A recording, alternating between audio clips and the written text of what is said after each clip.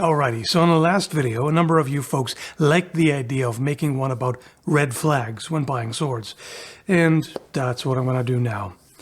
By the way, I didn't forget to edit in the background. Sometimes we just have a plain color, you know, no distractions in the background, just something simple. And green is a nice color. So, of course, when looking for swords, it's always good to go with a reputable retailer, like Kult of Athena, for example, where, you know, they're being transparent. They've even taken the initiative to try to hold makers accountable and have them prove what steel they're really using, because there has been false advertisement in the past.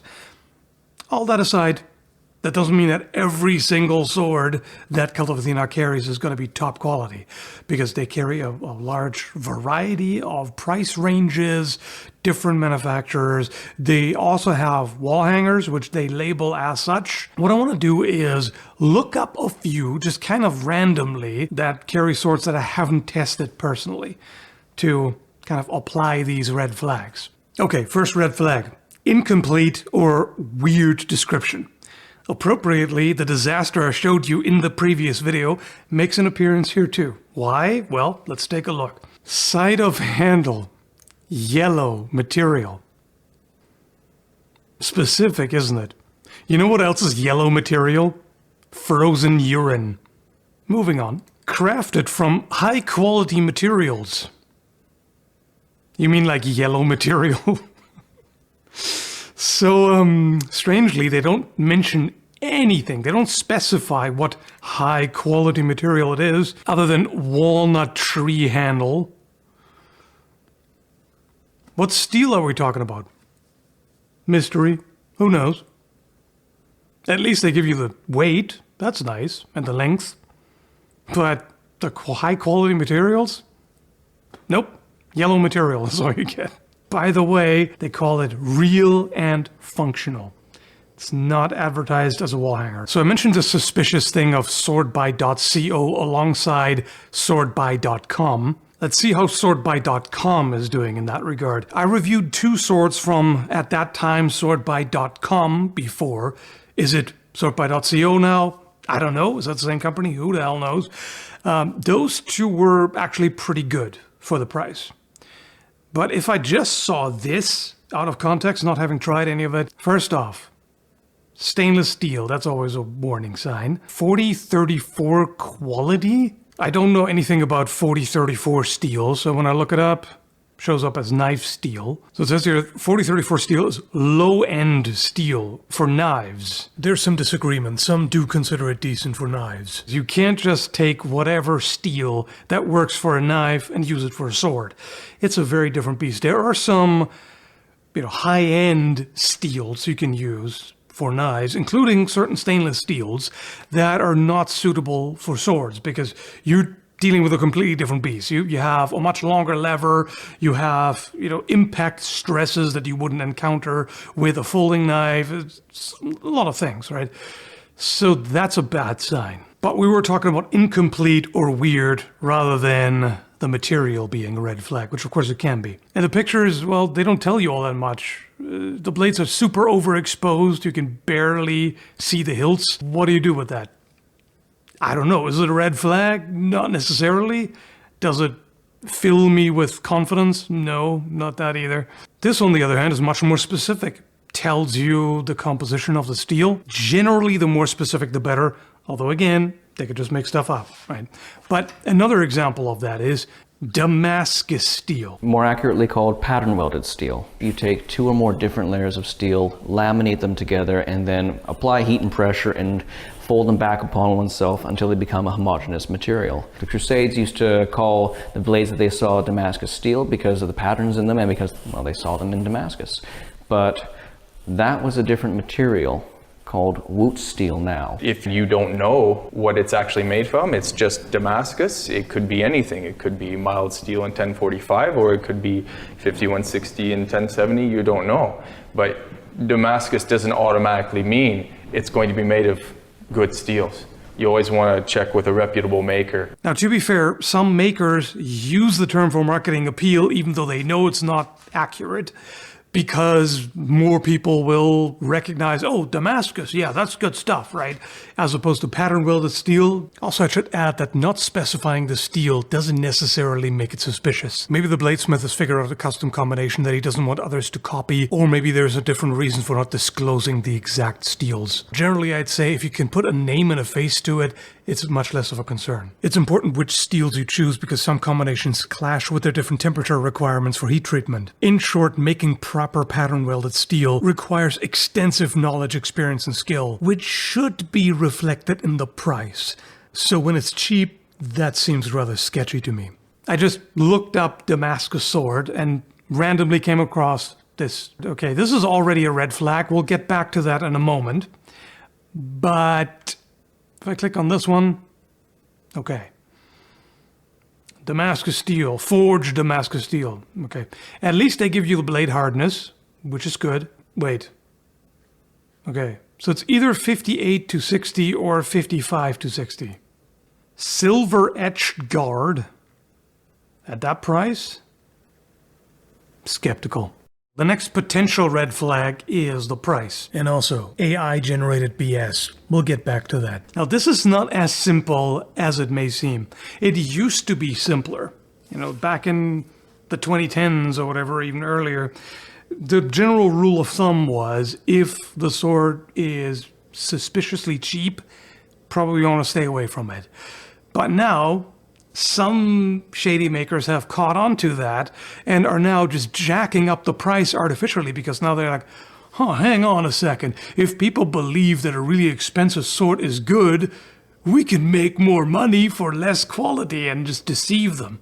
So that happens. But I would say generally still the suspiciously low price still mostly applies. There's another store I found randomly, and when I look at this, 158 US dollars for a polearm? I mean, also, I definitely consider this a red flag. AI slop? Okay, side rant. I really hate how bad it has gotten. While searching for stores, I actually found two websites that are supposed to be educational. Look at this. Look at this hideous abomination. Like, okay. So a generative AI created this monstrosity, but then a human must have looked at this and been like, yup, good enough.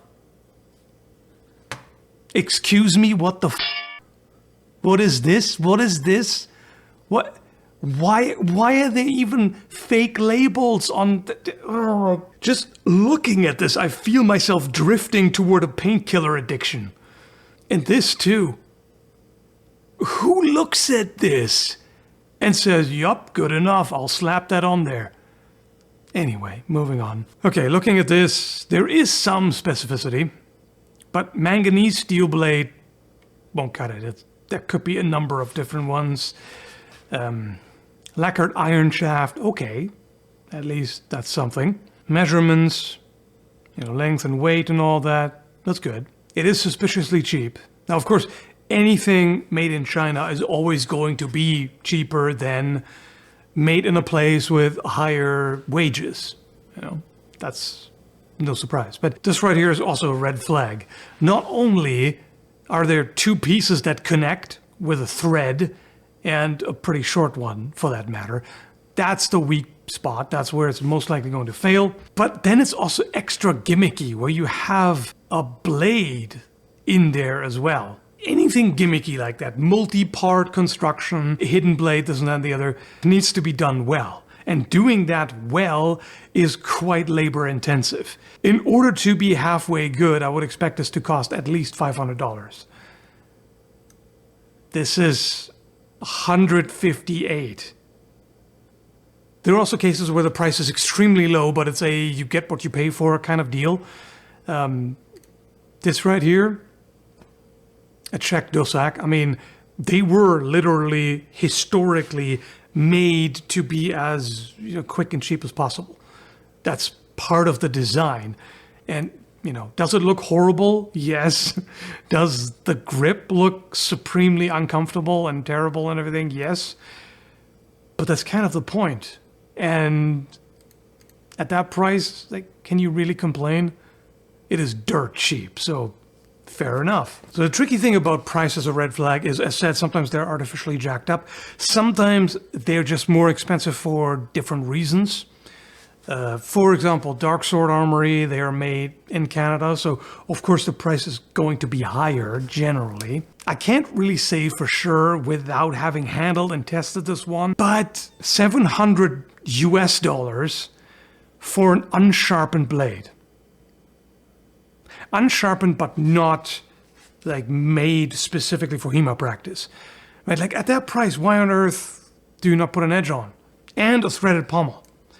Unsharpened blade, threaded pommel, $700. We're almost getting into Albion territory here. Next red flag, Ahistorical Reproductions. I found this thing here. Viking sword, or Viking Age Carolingian sword. This is inspired by a Greek Xiphos. I mean, sort of. It's a bit of a mess, but somewhat inspired. There's nothing wrong with making historically inspired swords, right? But then label them accordingly. Don't call it a Viking sword when it's clearly nothing remotely resembling that. You can call it historically inspired or historical fantasy or whatever. And the reason why I consider that a red flag is that it shows you that either the maker has no idea what they're doing, in the sense that they're trying to create something historical, but they do not go by the historical originals. They have not researched that, which means that they're most likely going to make a number of mistakes. They're going to get the shape wrong, the thickness wrong, you know, the construction is going to be off, it's going to handle weirdly, it's not going to have the right weight and balance, etc., etc. The blade geometry is going to be off, the edge is probably going to be bad, etc. There's so many things that go into making a proper historical sword. You can't just look at a few pictures and be like, oh, okay, I'll wing it, you know, just something kind of similar. It won't do. At least in my book, it won't. So there's that possibility, and it could also be that the retailer is misrepresenting the maker's work, which is also not a good sign. Oh, and there's another red flag in this particular case right here. According to Web of Trust, this is a suspicious website. Another red flag is a sword that's heavy as... Now, obviously, this is a fantasy sword, even though it's called Celtic. But, I mean, you can already tell. Just look at how chunky that pommel is. And the guard, too, is... You can just about see it is really thick. And lo and behold... 4 pounds, 3 ounces, 1.9 kilograms. That's on the heavy side for a long sword, let alone a single-handed sword. A moderately sharp sword made of unknown high carbon steel for $658. No thanks. This one has several red flags. One being labeled Viking, except being the most fantastical of fantasy wall hangers, and also being labeled battle ready. Again, at a low price, suspiciously low, not telling you what steel it is. Then there's a new red flag that I haven't covered before. Awful secondary bevels. Where you can just see, okay, you have the basic, very basic shape of the blade, and then someone just took an angle grinder, just put a horrific secondary bevel on there that is never going to cut anything, which again is fine for a wall hanger. I mean, a wall hanger doesn't really need any edge, but whatever. But supposedly battle ready. Sure. And there's yet another red flag, generic overly positive reviews. 1,660 reviews. How many of those are fake or bots? Who knows, but I'm very suspicious. And then just total nonsense. Easy ordering process. I hope it goes smoothly. You haven't even received it and you're leaving a review. Either you're a bot or an idiot. Sorry, there's no way I can sugarcoat that. It was great! Thanks, Luca. Very informative. Another one. I'm paying for priority mail, hoping to receive it before the date I'm needing. You don't have it, you're reviewing it. Why? Nice. Now, this doesn't have to be the company's fault. There are a lot of people on the internet that should never be trusted with a keyboard. But I have a strong suspicion that a lot of these are bought, or cherry-picked, or, negative ones deleted, or whatever. This seems super suspicious, right? And finally, as a rule of thumb, I would say more hype equals more sus. I'm pretty sure you can think of at least one company that does this kind of thing, probably several. The more desperate they are to convince you that, yes, theirs is the best shit ever made, it's amazing, it blows the competition out of the water, the more I'm like, no. If your stuff is good, if you make high quality anything, you don't need to boast because your products speak for themselves. You don't need to hype them up. So, that's just my opinion. Feel free to discuss, feel free to disagree, but these are the red flags that I usually go by. Again, it's not always that simple. Sometimes there's mixed signals, or sometimes there's an apparent red flag, which turns out to be, okay, this is actually fine, or sometimes it seems green, but it's actually red, whatever. But just kind of generally, I hope that helps. Let me know what you think, and thanks for watching. Take care, folks. When in doubt, hold on to your money.